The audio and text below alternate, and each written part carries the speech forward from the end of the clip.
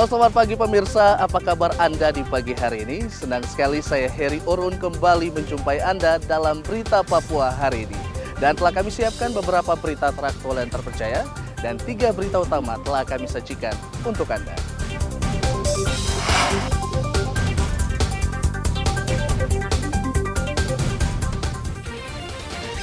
Empat warga Asmat tewas karena menenggak minuman keras oplosan. TNI dan Polri di Yaukimo berhasil menangkap penembak pesawat Wings Air. Sekelompok warga berunjuk rasa mendesak KPU membatalkan rekapitulasi suara tingkat distrik.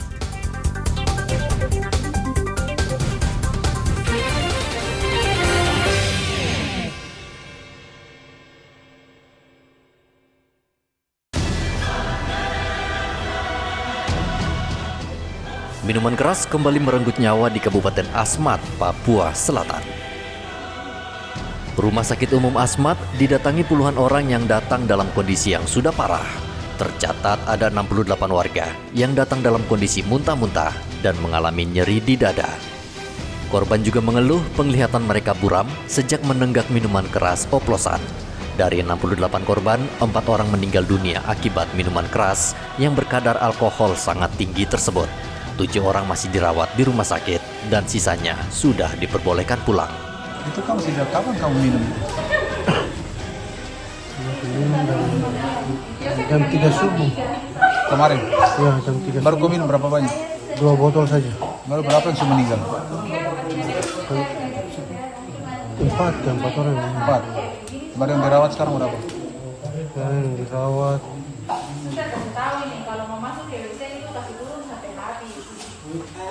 7. 7 kali. Terus kamu dapat minuman dari mana? Ya tahu Pak, Kau dapat dari mana? saya cuma ikut minum saat Hah? kita duduk di depan sanggar. Iya, maksudnya kau dapat minuman dari mana? Dapat minuman dari siapa? Dari teman-teman minum saya. Dikasih begitu? Ya. Nah, bukan kasihnya saja, tapi 2 botol itu kita tangkap cuma 5 orang. Dapat dari mana kau tidak tahu dari mana? Ya, Cuma kau dikasih minum. ya. Masyarakat mengkonsumsi miras yang mengakibatkan 4 orang meninggal dunia dan saat ini masih dirawat 7 orang dari 41 orang yang dirawat dan sudah kembali. Kita masih saat ini menyelidiki kasus minuman beralkohol ini yang jenis CT, cap tikus, yang diduga masyarakat mengkonsumsi ini didapat di laut pada saat mereka hendak berburu. Kemungkinan besar minuman ini dibuang dari salah satu kapal dengan maksud supaya di tengah laut bisa diambil dengan perahu. Karena kepolisian di Resort Asmat rutin melakukan sweeping pada saat kapal sandar dan menurunkan penumpang di pelabuhan Asmat, sehingga dengan ketatnya itu dimungkinkan besar para oknum ini membuang di laut. Dari situ awalnya masyarakat yang hendak berburu ini mendapat minuman itu yang dibuang di laut dan mereka konsumsi. Miras oplosan yang diminum korban ditemukan di Sungai Potong dekat Bandara Ewer Asmat. Tanpa mengecek lebih dahulu, mereka langsung menenggaknya ramai-ramai dan berakibat fatal. Muhammad Ridwan melaporkan dari Asmat, Papua Selatan.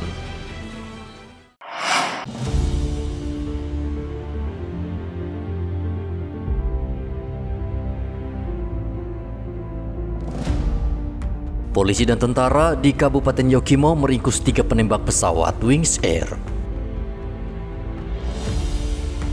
1 pelaku tewas ditembak, sementara 2 pelaku berhasil diringkus. 3 anggota KKB Yaukimo itu diringkus di Kalibrasa saat akan melakukan aksinya di ujung bandara Nop Goliat. Sempat terjadi baku tembak sebelum 3 anggota KKB itu ditangkap. Nah, ini kan hasil dari pengembangan kejadian sebelumnya. Ada terjadi kontak tembak terhadap pesawat, dan kita lakukan penyelidikan terus, sehingga dari informasi yang didapat dan di lapangan mereka melakukan pengejaran dan melakukan penindakan terhadap kelompok yang sementara diduga ini terkait dengan aksi penembakan senjata. Nah, memang ada padanya kita menemukan dokumen-dokumen terkait dengan organisasi Papua Merdeka, termasuk ada munisi dan sejenisnya ya, ada senjata rakitan juga.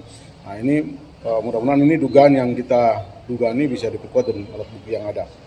Tentunya kita terus akan berkembang, mengembangkan apa yang sudah hasil dari tindakan kemarin. Siapapun yang melakukan kegiatan sejenis pasti akan dilakukan penegakan hukum. Polisi dan tentara masih mengejar 7 pelaku lain yang melarikan diri ke arah Sungai Brasa Atas.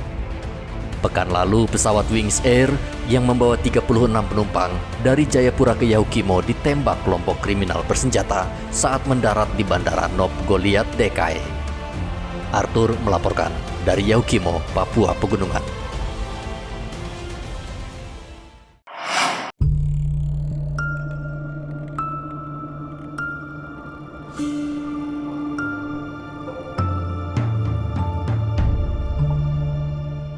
Sejak merdeka dari penjajahan kolonial, infrastruktur jalan masih menjadi masalah utama di tanah Papua.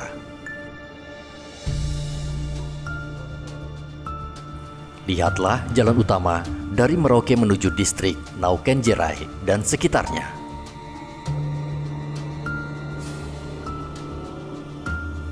Kondisi rusak parah akibat abrasi air laut. Bahkan satu-satunya jembatan di Kampung Dalir hampir ambruk akibat tergerus air laut. Jika jembatan ini tidak ada, praktis warga di sini tidak bisa ke Merauke, mengunjungi kerabat atau berbelanja, memenuhi kebutuhan sehari-hari.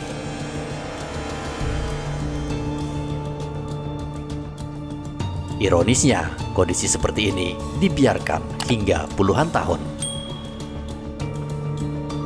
Pemerintah seolah berpangku tangan melihat sebagian warganya menderita setiap ketika melintasi jalan ini. Jalan rusak, lalu kemudian jembatan yang rusak itu sudah berapa lama itu, Pak? Sudah lama. Selama ini sudah ada perhatian pemerintah untuk memperbaiki itu seperti apa? Ya seperti biasa, masyarakat, swadaya masyarakat, mereka tambah-tambah karena kalau tidak diperbaiki kan tidak bisa lewat. Itu akses jalan satu-satunya ya? Iya, satu-satunya. Satu-satunya. Jadi kalau sudah macam jembatan itu tidak bisa lewat lagi? Tidak bisa, kecuali nanti lewat pantai. Lewat pantai ya? Iya. Nah itu penyebab utamanya memang dari abrasi air laut atau seperti apa, Pak? Iya, abrasi lah. Abrasi. Ini sudah parah sekali. Jadi yang tadinya kita bisa lewat aspal masih ada di jalan itu sekarang sudah tidak ada. Jadi betul-betul kalau mau dilihat secara ininya tuh parah sekali. Parah sekali ya. Parah sekali. Kalau jarak tempuh apa juga mengganggu waktunya, menambah waktu? Ya, jelas. Kalau umpamanya apalagi musim hujan ya, itu jelas 2 kali lipat. Biasanya berapa jam kalau nyampe di? Ya biasanya ke sana itu paling 1 jam. Ya, kalau sekarang ya lebih dari 2 jam lah. Nah, sebagai pengguna jalan dan jembatan tersebut, lalu apa harapan Anda sebagai? Harapan saya kalau bisa ya pemerintah juga pergi datang lihat-lihat di sana. Kasihan. Masyarakat itu bukan hanya masyarakat tapi pekerja, pegawai dan lain-lain itu melewati jalan itu. Masyarakat yang ada di sana tidak perlu dibantu macam-macam jalan. Jalan saja. Jalan, iya. Karena kalau dengan jalan begitu aktivitas mereka untuk kirim mereka punya hasil panen dan lain-lain itu ada. Jadi masyarakat itu dia bisa hidup. Kalau umpamanya dibiarkan begini nanti jadi sengsara semua. Pemerintah juga nanti kan susah.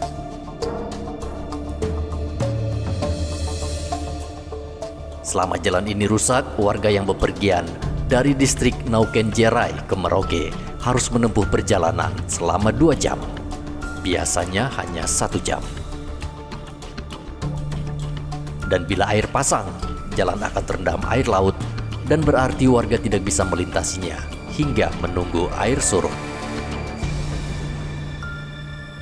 Muhammad Ridwan melaporkan dari Merauke, Papua Selatan.